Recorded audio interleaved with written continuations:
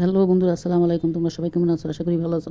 আমিও ভালো আছি। আজকে আমি কাঁঠালের বেশি সংরক্ষণ পদ্ধতি দেখাবো। এখন কাঁঠালের সিজন, বেশি বেশি করে আমরা চাইলে কাঁঠালের বেশি বেশি বেশি করে সংরক্ষণ করে রাখতে পারি। আমাদের মাছ চাষিদেরকে এইভাবেই আমরা কাঁঠালের বিচি সংরক্ষণ করতে দেখেছি। আজকে সেই পদ্ধতিই আমি কাঁঠালের বিচি সংরক্ষণ করবো। বন্ধুরা, তোমরা সবাই শুরু থেকে শেষ পর্যন্ত দেখিও। কাঁঠালের বিচি সংরক্ষণ পদ্ধতি শুরু করতেছি। প্রথমে আমি একটা টিফিন বাটি নিব। টিফিন বাটির মধ্যে আমি কিছু বালু দিয়ে দিব।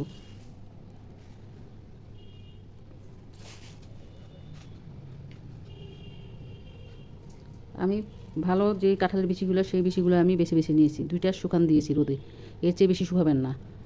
এখন আমি বিচিগুলো রেখে দেখাচ্ছি।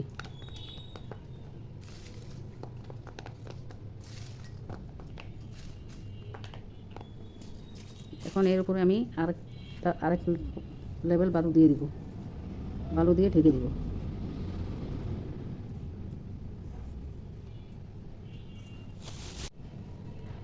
বালু দিয়ে আমি ঢেকে দিব। ঢেকে দেওয়ার পর আরেকটা লেয়ার আমি দিব।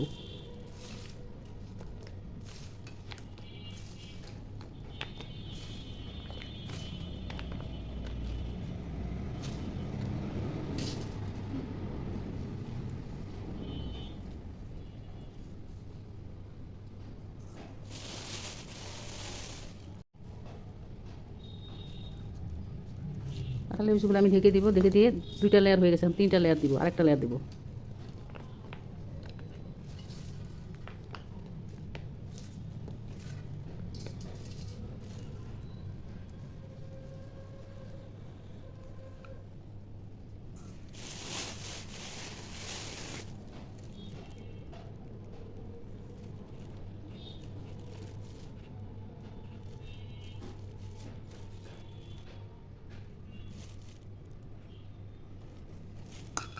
এই তো এইভাবে বালু দিয়ে ঢেকে দিব।